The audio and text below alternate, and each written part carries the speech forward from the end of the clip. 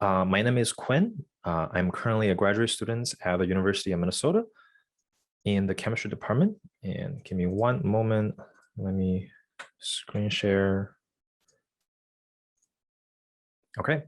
And today I'll be talking about machine learning approach for reactive chemistry, which is my graduate research in the Jason Goodpaster group. And the Goodpaster group is a theoretical chemistry group. We do theoretical studies and method developments, as well as a lot of collaborations as computational support for experimentalists. And primarily, we do quantum embedding and machine learning. And today I'll be talking about my machine learning project within the group. And for those of you who may not be familiar with computational chemistry, mainly think of this example where our collaboration with Dr. Aaron Carlson at the University of Minnesota, they are studying this enzyme where they're creating a man-made probe and they're trying to insert it into the protein and study reactivity, signaling, and etc. Lots of cool chemistry.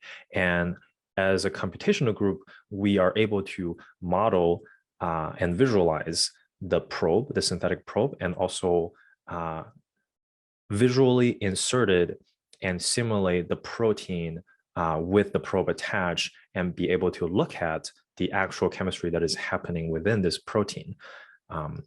However, one of the big challenge that computational chemistry field face is this balance between the accuracy and the cost of computational methods. And the main idea is basically the more accurate you want to be, the more costly the methods becomes.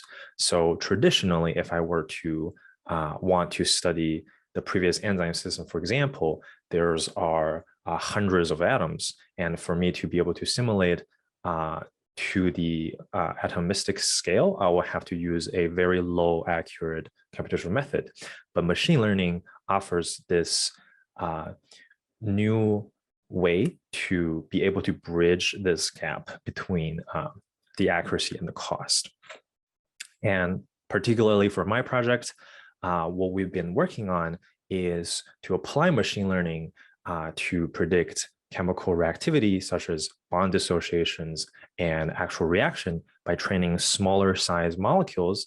And because we're in the age of big data and we have a lot of highly advanced computer resources, we're able to generate thousands, if not millions of data and feed it into a computer algorithm, and which is what the machine learning is, and train on this large size of the data and eventually be able to predict the larger system. So hopefully, eventually, we'll be able to use this method and apply it to a large scale system, such as the protein system that I mentioned before.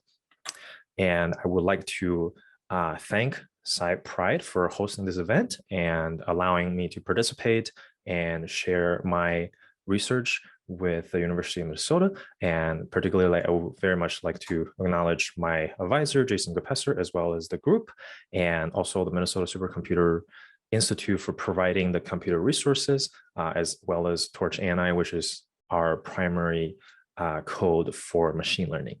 So thank you very much.